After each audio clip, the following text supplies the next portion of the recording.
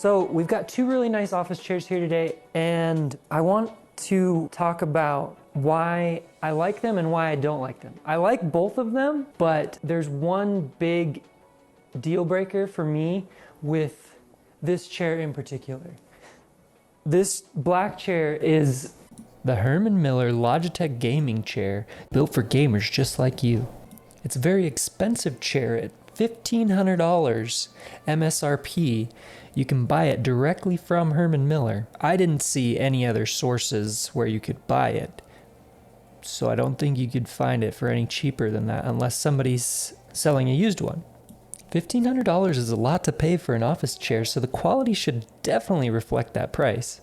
The chair we'll be comparing against is the Steelcase Think, coming in at $1,300, $1,400. So it's similar, but we got it on a site that sells it for much less, almost half that price. The company is called Design Public. You can also get it from Wayfair. Their price ranges from like $600 to $800 depending on what you want on the chair. You can add some nice things like 4-way pivotal armrests here. So that was a little bit more expensive, but the Steelcase Think is a very beautiful chair. I like how sleek and simple it is. And I used this for about a week until we got this. And this was a big upgrade for me, switching from a knockoff Eames chair that had metal armrests that I had to put sheepskin pads on to help my elbows because my elbows were hurting a lot. And so this was a big comfort upgrade for me, and it felt a lot better from that. And before the knockoff Eames chair, I was using an IKEA chair. And the reason why I was using those chairs is because they had flat seats. And I had read that flat seats really help with your pelvis, having a neutral pelvis, which then reflects your back posture, reflects in your back posture. I really like this chair, and let's talk about the differences a little bit, first impression wise. So first impression, like I said, this chair was really comfortable to switch to, but then going from this chair to this chair, the things that really stood out in this one were first this extendable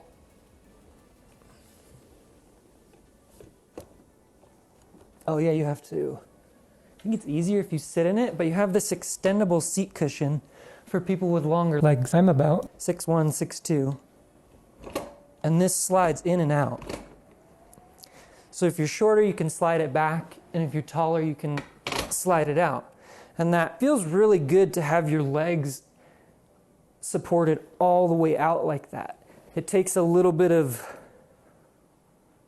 or it takes a lot of pressure or weight off of your feet, so you can relax a little bit more, and you don't have to, I don't know, move your feet around to try to get into a comfortable position. I notice that I often do that with a lot of chairs, is I'll cross my feet, or I'll put them up, right? Or, you know, I'll stick them out or something like that, and then I end up slouching. The next major thing about this chair that I noticed compared to this one was the backfit system. So this backfit system is really cool. I think it's proprietary to Herman Miller. But there's one major problem with it for me. And honestly, I think it comes down to this curve. So this curve is a little bit different from the Steelcase. The curve on the Steelcase consistently goes backwards. Which at first I'm like, well, that's not good, right? Because then you have to, if you want to relax your shoulders, you have to lean back. And that's what I fell in love with about this chair, is you can crank this, and that tightens up this whole backfit system so that it brings the backrest forward, and then it supports your shoulders up here.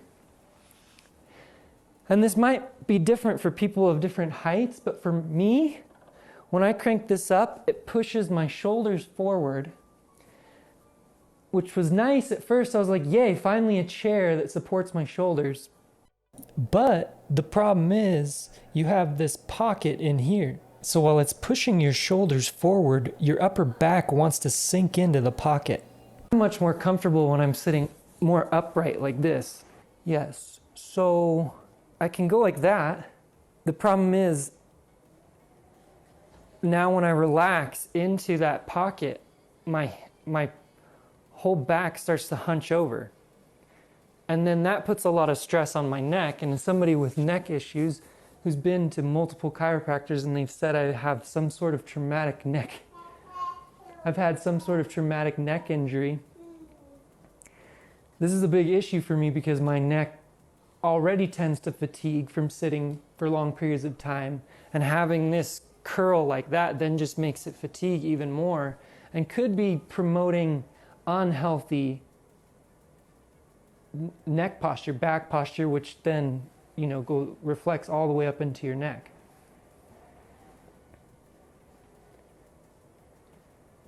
You doing okay? Yeah, I'm just hungry. Oh, yeah.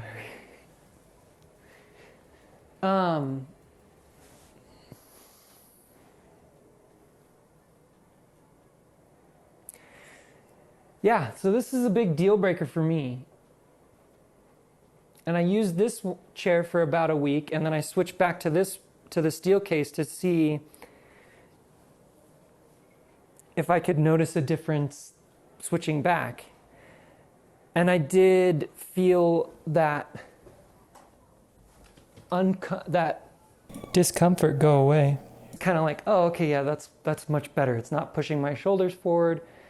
Granted that it would be nice to have my shoulders up high, supported. It wasn't forcing them forward, so I wasn't hunching over and then getting that neck pain. So with this, it's a little bit more neutral. The thing I do like about the Herman Miller Logitech though, is the lumbar support is really nice. That's pretty spot on for me. Lower back feels really good in this chair, which I'd say it doesn't feel as good in the Steelcase, partially because if you want to get seat extension for your legs like you have in the Herman Miller, you have to move the entire butt cushion forward.